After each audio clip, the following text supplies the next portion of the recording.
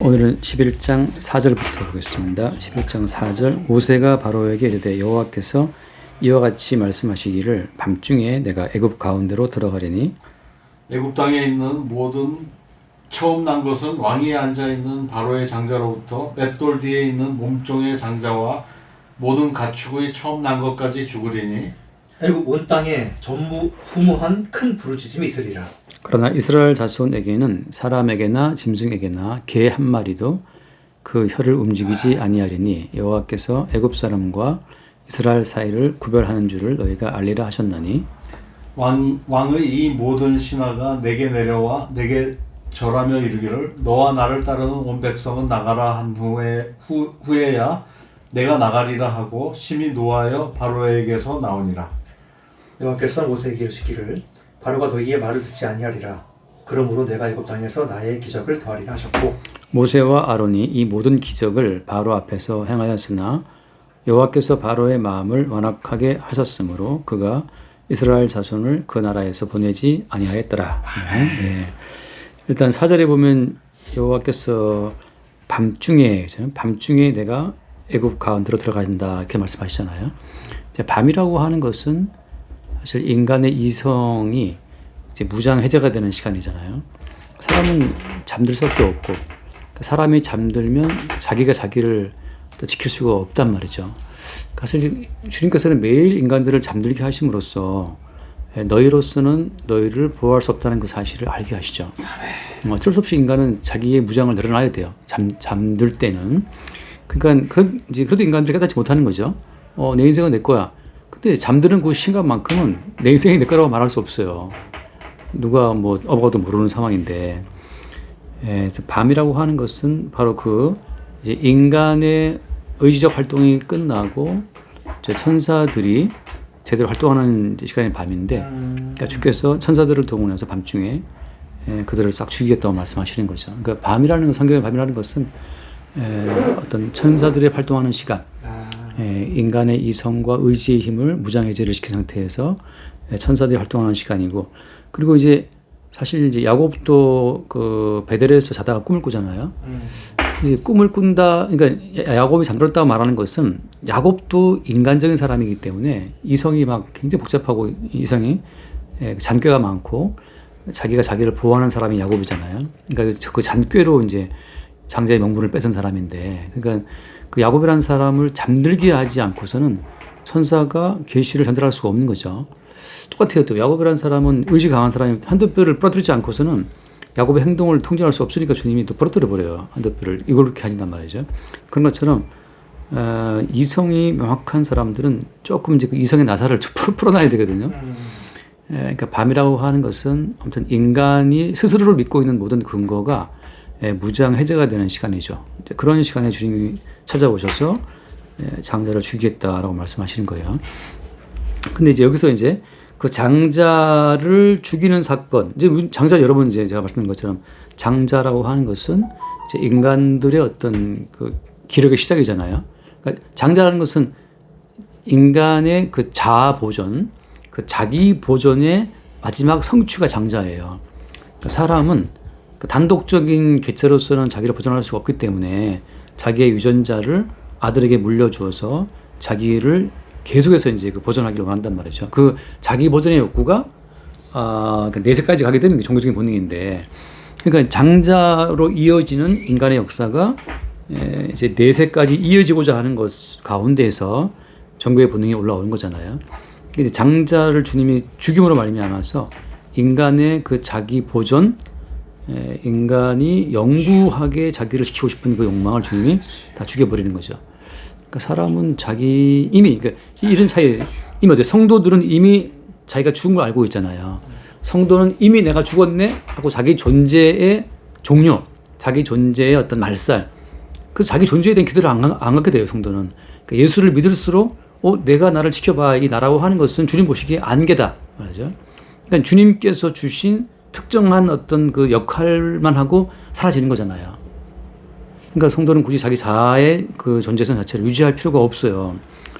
제가 늘 드는 비유처럼 연극 배우가 배역을 맡아서 연기한 다음에 집에 가면 진짜 자기 역할이 있단 말이잖아요. 그러니까 무대 위에서야 뭐 선생이지만 집에 가면 또 다른 배역이 있다고 치면 그런 것처럼 성도는 이 땅에서의 존재성 자체에 큰 의미를 두지 않아요. 그러니까 주님이 이제 장자를 죽인다고 하는 것은 이 땅에서의 그 존재성 자체를 주님이 삭제하는 과정인 거란 말이죠.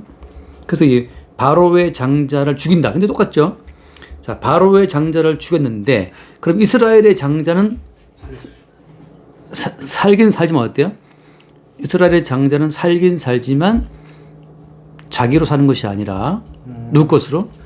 여호와의 것으로 들어온단 말이죠. 결국 그리스도 것인데, 그러니까 성도는 내가 사나지고 내 것이 아니고 주님 것이네라고 하는 주님의 것으로 편입되는 식으로 삭제가 되는 거고, 애굽의 장자는 어때요? 그냥 죽는 거예요. 근데 이제 성도 입장에서는 미리 다가온 심판으로 내 인생이 아니네, 내 장자가 아니네, 내 장자는 주님의 것이네, 또 내 인생은 주의 것이네, 이렇게 살아있을 때 이미 자아에 대한 심판을 받고 자기 존재의 이관, 자기 존재의 이전, 그죠? 자기 등기부 등본에 전입이 이루어진 거란 말이에요, 성도는. 그러니까 성도는 지금 살아도 내가 산 것이 아니고 자기 안에 사시는 분이 주님이심을 매일 확인받는 과정으로 가는 거예요. 그래서 이제 이 바로의 장자는 다 죽는다.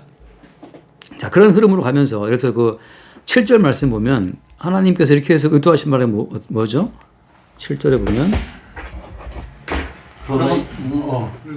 그러나 이스라엘 자손에게는 사람에게나 짐승에게나 개 한 마리도 그 혀를 움직이지 아니하리니 여호와께서 애굽 사람과 이스라엘 사이를 구별하는 줄을 너희가 알리라 하셨나니. 자, 애굽과 이스라엘의 구별이라고 하는 것은 개새끼 한 마리 그 혓바닥 하나도 어때요?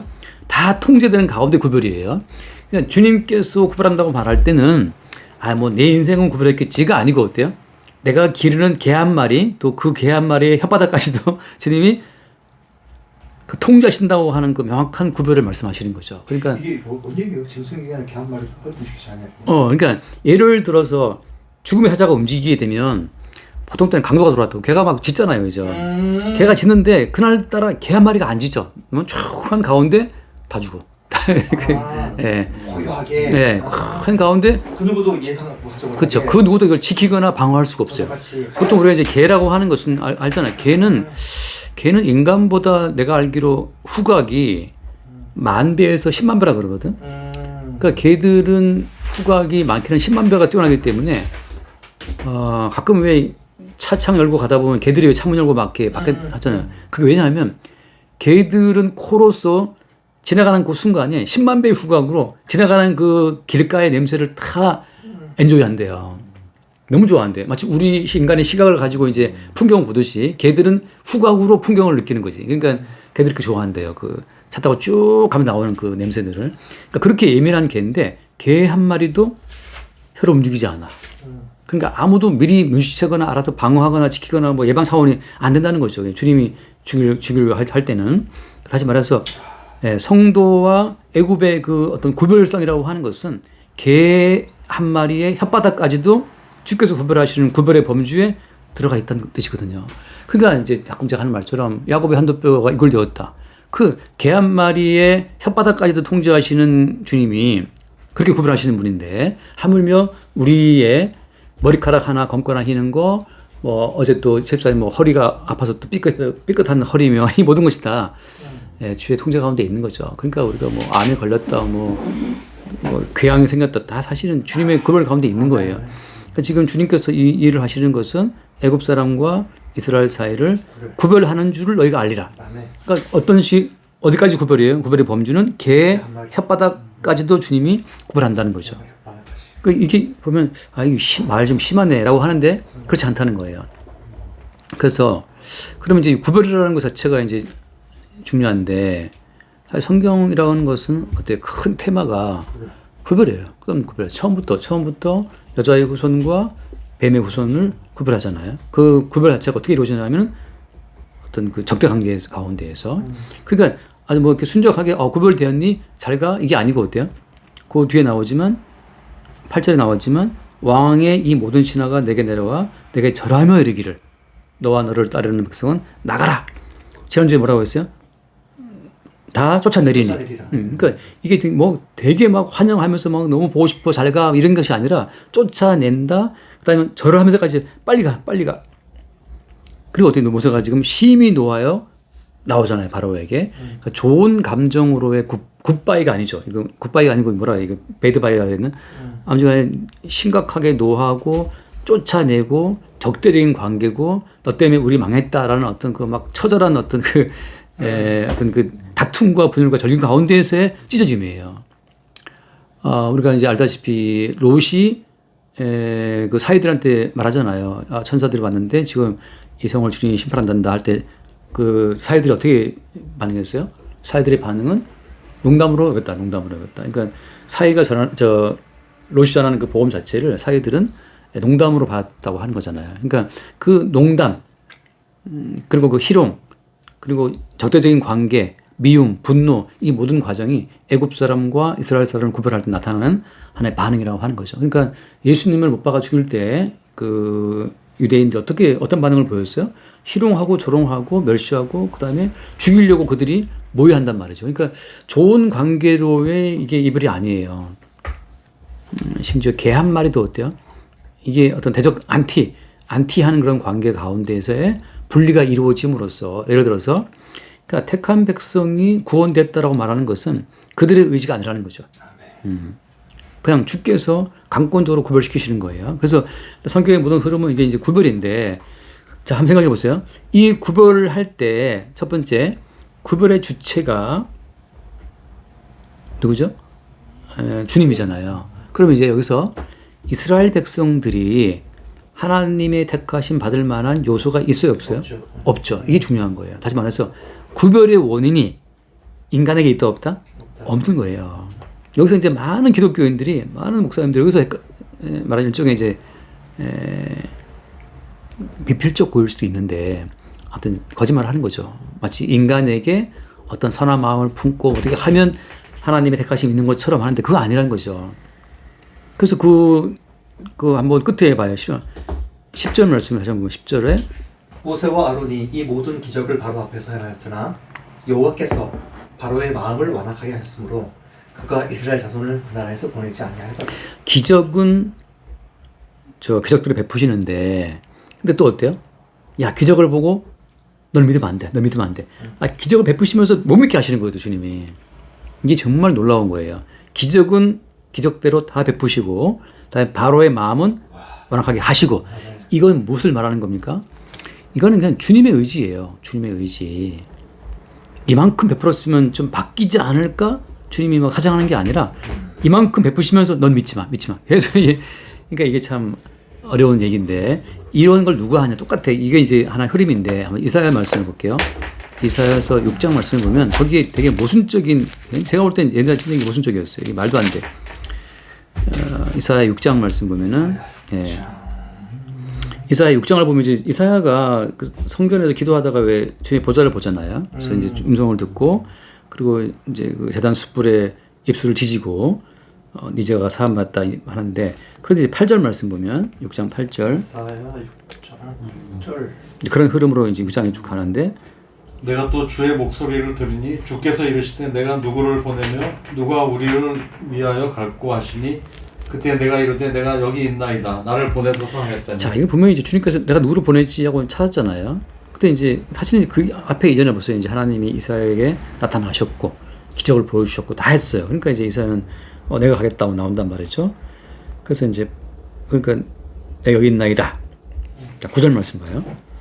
여호와께서 이르시되 가서 이 백성에게 이르기를 너희가 듣기는 들어도 깨닫지 못할 것이요 보기는 보아도 알지 못하리라 하여.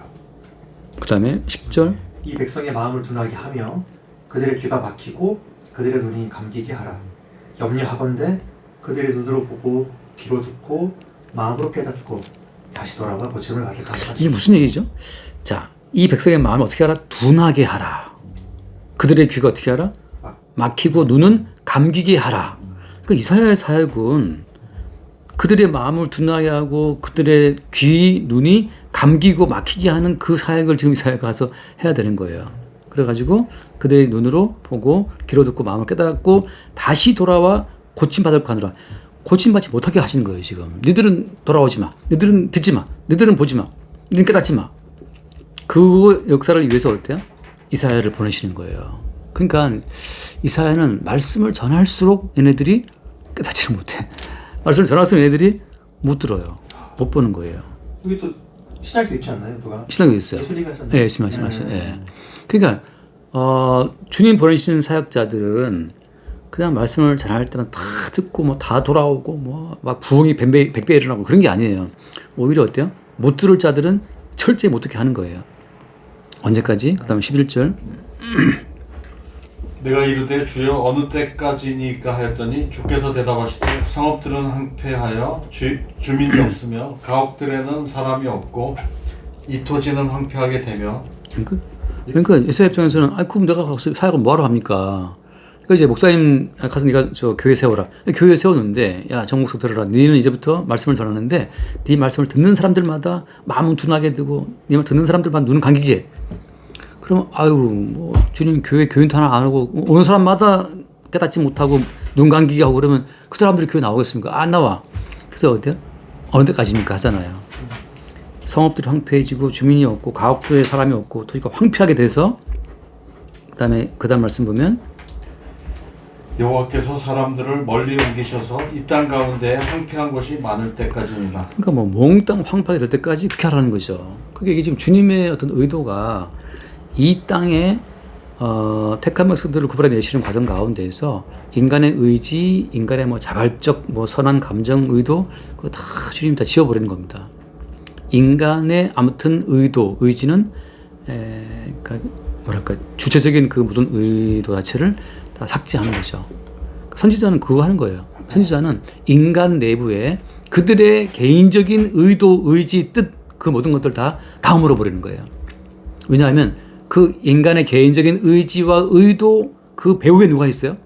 예쁨이 있는 거예요. 야 봐라 네가 열심히 믿으니까 이 답이 왔잖아. 그게 바로 예쁨의 어떤 공작이라고 하는 거죠. 끝까지 인간에게 원인을 두고 인간에게 영광을 두고 인간에게 가치를 두는 것이 예쁨의 전략이에요. 그럼 어디에 대항하는 거예요? 우리가 이제 봤다시피 모든 만물의 주가 누구죠? 예수님인데 그러니까 예수 그리스도를 만유의 주로 세우고자 하시는 주님의 역사에 반박하고 저항하는 세력이 그렇게 온다고 하는 거죠. 그러니까 가장 종교적인 사람들이 가장 경건한 사람들이 예수를 죽이는 거예요. 왜냐하면 그들의 경건함과 종교적인 모든 그 선한 의도를 예수님이 다 무시해버리니까. 정말 그들이 볼 땐 너무너무 그들이 진짜 선한 의도예요. 정말 하나님 섬겼다는 거지. 근데 주님께서는 그걸 무시하는 거죠. 그러니까 이사야가 그래서 나중에 이사야가 톱으로 켜서 주님 당한다 그러잖아요. 왜냐하면 이스라엘 내부 가운데 그들의 선한 종교성을 이사야가 당초에 인정을 안 하니까. 니들은 다 죽어마땅한 자들이야. 이렇게 말해버리면 솔직히 자기 나름대로는 진지하게 금식하는데 뭐 하고 있어? 하고 이제 그들의 진지한 그들의 금식을 하나님 보시기에 악이야, 죄야. 그렇게 말하면 열받죠. 다시 말해서 하나님 의도는 뭐냐면 예수님만이 의거든요. 그 말은 무슨 말이에요? 인간은 뭘 해도 죄라는 거예요. 그러니까 죄에 대한 개념을 바꿔야 돼요. 뭘 해서 죄가 아니라 그냥 예수님만이 의인이야. 예수님만이 의야. 그걸 반대하면 다 죄인 거예요. 이러면 예뱀이 짜놓은 이 세상 구조에 이게 이 예뱀이 짜놓은 이 세상의 어떤 구조가 설 수가 없어요. 예수님만이 의라고 우리는 그럼 다 죄라고? 다 죄야. 그래서 이제 이사야도 그 일을 하고 있는 거죠. 그러니까 그들의 마음이 둔해지고 감기가고.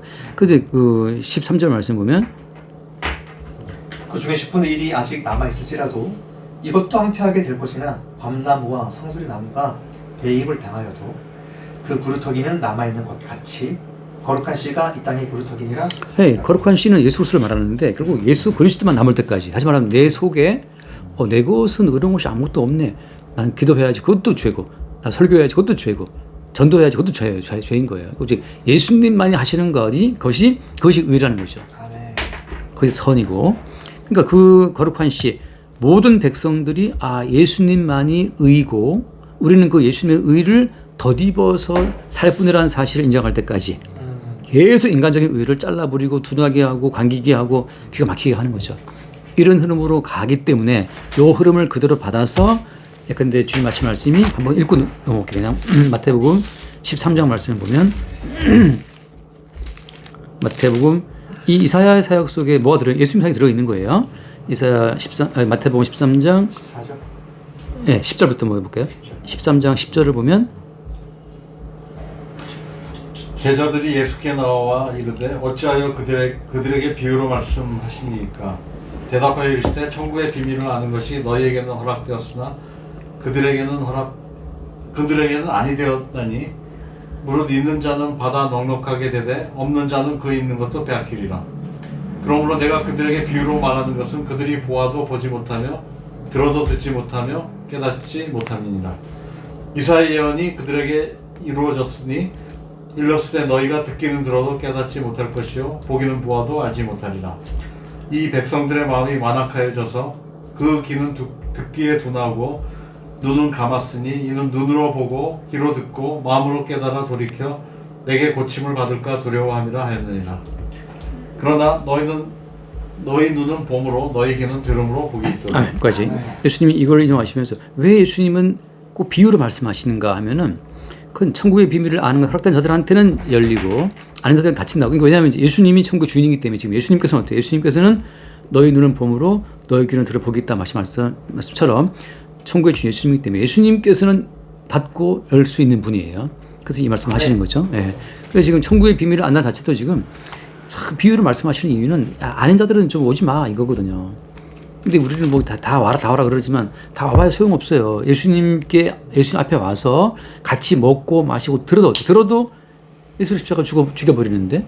그러니까 우리 생각하잖아요. 이제 옛날에 처음 설교학 배울 때 그 말이 누가 했던 정의인지 모르겠지만 설교라는 것은 이 성경 속의 시대와 지금 시대를 연결하는 가교 연결하는 다리다 그랬는데 나중에 처음 배울 때는 나중에 보니까 엉터리예요. 왜냐하면 가교를 아만 잘 나와서 실제 예수님 앞에서 먹고 마시고 예수님 말씀을 들어도 어때요?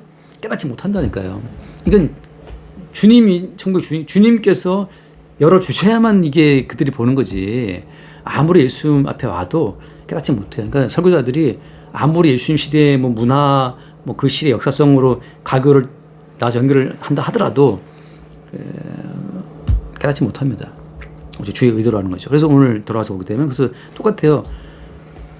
이 모든 기적을 다 베풀었잖아요. 지금 엄청난 기적을 바로 보통 사람 이 정도씩 봤으면 깜빡 넘어가야 되거든요. 이게.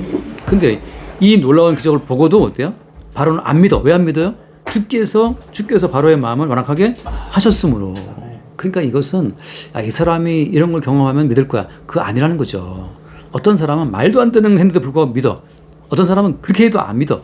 그 뭐 때문에? 주의 의지죠. 주님의 의지. 그러니까 이제 구별한다고 하는 것은 왜 이스라엘 사람들은 개 한 마리도 혓바닥 움직이지 않고 그냥 잠잠히 자고 그러느냐. 그러니까 그 애굽의 장자가 다 죽고 나는 그 밤에 이스라엘 백성들의 영역은 너무나 고요하고 너무나 편한 개 한 마리도 혀를 움직이지 않아. 그 뭐 때문이냐. 그냥 주께서 함께 하시기 때문이에요. 그러니까 뭐 여기서 이스라엘 사람이 남들 선했다. 그때 이스라엘이 뭐 밤새게 뭐 기도했습니까? 이스라엘이 뭐 철학 기도를 하나 그 뭐 TV를 보나 월드컵을 보나 안 보나 뭐 잠실 뭐지 그 요즘에 선거 계속 시위하잖아요. 시위 하나 아무 상관이 없어요. 그러니까 구원은 어때요? 이스라엘 백성들이 뭐 출애굽하려고 뭐 시위했나요? 아니잖아요. 그러니까 이스라엘 사람들이 출애굽 재개표 뭐 이렇게 하면서 시위해서 애굽 바로가 무서워서 빨리 가라 한 게 아니란 말이죠. 똑같아요. 지금 뭐 재개표도 이재명이가 이건 이재명의 의지가 아니란 말 아니에요. 지금 이게 이렇게 들으면 양쪽 다 싫어할 수 있는데 그러니까 이제 성도는 그냥 주께서 구별하시는 그 구별을 바라보고 주를 찬송할 뿐이에요. 그거 이제 취미생활처럼 할 수 있지 뭐든지 간에. 근데 사실 성도는 이 땅에서 벗어난 자 같은 관전하는 입장에서 보는데 그러니까 시위를 하려면 하고 안 하려면 안 하고 그 자체에 의미를 둘 필요가 없는 거죠. 왜?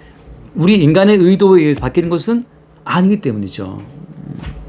그 다음에 이 구별할 때 이 구별의 시점은 언제 시점은? 창세전. 그죠? 예. 그러니까 창세전 이미 구별할 때, 그러니까 창세전에 이미 구별하신 창세전 언약이 역사 가운데 펼쳐지는 거지. 역사에서 인간들을 원인으로 해서 구별되는 일은 없다는 거죠. 근데 자꾸 먼저 우리가 성경을 보면서 자꾸 우리는 역사성을 끌고 들어와서 우리가 이렇게 해야, 우리가 무슨 회개를 하고 우리가 뭐 기도를 해야 바뀐다라는데 오늘 이 말씀 보세요. 출애굽기 말씀 가운데는 인간의 원인을 다 아예 없애버려. 그 바로도 그 놀라운 기적을 이렇게 많이 겪었는데 주님께서 너 깨달으면 안 돼.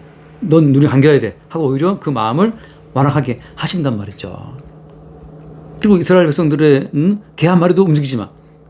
그러니까 여기서 뭐 설레발 치고 아 그렇습니까? 우리가 오늘 그럼 기도할게요. 준비할게요. 주님이 큰 역사를 베푸시는데 우리가 잘 수 있나요? 하고 이스라엘 사람들이 이 모세 이야기를 듣고 야 주님 오늘 밤 뭐 일친다더라. 우리 다 기도하자. 주님 의도는 뭡니까? 그냥 잠이라자. 예. 그러니까 여기서 인간의 어떤 의지가 주님의 구원 사역에 어떤 영향을 끼치는 것은 없어요. 자, 따라서 구원이 인간의 원인이 아니라 주님의 원인으로 일어났기 때문에 구원의 공로도 어때요? 주님 거예요. 그러니까 이렇게 우리가 구원받게 하셨다. 그러면 구원은 네 거지만 여기에 인간의 의도, 인간의 의지, 인간의 뜻이 개입이 안 된 창세전 주님의 뜻에 의해서 이미 구별되었고 그 구별된 주님의 언약이 역사에 드러난 거기 때문에 인간들이 이 구원에 왈가왈부 개입할 게 전혀 없는 거예요. 그러니까 어떻게 인간의 구원이 아닌 거죠. 그래서 그러면 이제 그러면 이 구원을 왜 하신 거예요? 누구를 위해서 이 구원하신 거예요? 이 모든 구원 자체는 예수님. 그렇죠. 주를 위해서 구원하신 거란 말이죠. 그래서 우리가 잠깐 신약으로 확 넘어서 그냥 핵심만 뚝 찔러 보면은 근데 고린도후서 5장 우리 다 알잖아요. 고린도후서 일단 5장 이제 14절을 먼저 보면은 5장 14절. 자, 그리스도의 사랑이 우리를 강권하시는도다. 우리가 생각하건대 한 사람이 모든 사람을 대신하여 죽었은즉 모든 사람이 죽은 것이라. 그러니까 여기서 출애굽 그날 밤에 장자가 죽었다라고 말하는 것은 이스라엘 백성들한테는 이미 확정된 죽음의 확인일 뿐인 거예요. 그러니까 성도는 뭐 다리가 부러지고 허리가 삐끗하고 뭐 사업이 망하고 뭐 뜻대로 안 되고 약속이 벙커나고 하면서 어때요? 나는 죽은 자구나를 확인하는 거죠. 자, 죽었다는 의미는 어떤 의미? 죽었다는 그 의미는 숨을 안 쉰다는 뜻이 아니고 어떤 겁니까? 예, 죽었다는 그 의미는 뭘 한다 하더라도 하나님 앞에 아무 상관이 없이 그냥 최종적인 지옥의 심판이 있다는 것밖에 없는 거예요. 착한 일을 한다고 주님께 의미가 있다 없다는 거죠. 그러니까 인간은 무슨 난리를 쳐도 하나님 보시기에 의미 없음. 이게 죽었다는 뜻이거든요. 그러니까 바리새인들이 두 번 금식했다. 죽은 의미 없어요. 죽은 거죠. 그럼 뭘로 보여주냐? 예수님이 십자가에 죽임을 당하심으로써 확인된 거예요. 그다음 봐요. 15절 맞죠? 15절. 그가 모든 사람을 대신하여 죽으심은 살아있는 자들로 하여금 다시는 그들 자신을 위하여 살지 않고 오직 그들을 대신하여 죽었다가 다시 살아나신 이를 위하여 살게 하려 함이라. 네. 그러니까 예수님이 대신 죽었다. 이제 이 뒤에 나오지만 오늘 본 말씀에 이렇게 주님께서 행하시는 그 모든 기준점을, 그러니까 구별의 기준점이죠. 구별의 시점은 창세 전인데, 자, 구별의 시점이 창세 전인데 그때 어떤 단서가 또 붙어 있어요? 창세 전에 누구 안에서? 그리스도 안에서. 다시 말해서 구별의 모든 기준점은 그리스도란 말이죠. 어떤 그리스도? 여기 많이 보죠. 한 사람이 모든 사람을 대신하여 죽었다 한 말씀처럼, 또 그가 모든 사람을 대신하여 죽으심은 한 것처럼 십자가에 못 박혀 죽임 당하신 그리스도 안에서 택함을 입은 거란 말이죠. 그러니까 이것은 이 모든 구원 작업이 자기 백성을 위해서 피 흘려 죽임 당한 그리스도 예수께 있어, 이 사실을 증거하는 그 방향으로 하나님께서 역사를 끌고 가시는 거예요. 그럼 이게 십자가 못 박혀 죽으신 것도 상대 전 사건으로. 그렇죠. 전 사건이죠. 이미 언약이니까. 그렇죠. 그래서 지금 이거를 수련할 때 이제 계시록 하겠지만 제가 이제 가끔 그런 비유를 들잖아요. 예컨대 이제 블랙홀이 있다고 치면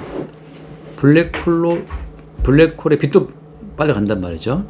근데 이게 이제 빛이 빠르니까 휙 지나갔다가 블랙홀에 다시 끌려 들어가면서 이렇게. 그러니까 그리스도 예수의 십자가 사건이 모든 사건의 그게 원천이란 말이죠. 역사가 휙 지나갔다가 다 끌려와요. 십자가 사건 속으로. 그럼으로써 모든 사건의 중심에 기준점에 십자가 사건이 있는 거예요. 하나님은 십자가에 죽임당한 예수 그리스도를 모든 사건의 원천을 잡아놓고 나서 모든 역사를 그리로 끌고 들어오는 거예요. 그러니까 쉽게 말해서 계시의 세계에서는, 그러니까 역사가 시간과 공간이 의미 있습니까 없습니까? 이거 의미가 없어요. 십자가의 사건을 나타내고 증거하기 용도로서의 시간과 공간이기 때문에 모든 역사가 십자가 사건으로 다 빨려 들어가는 거죠.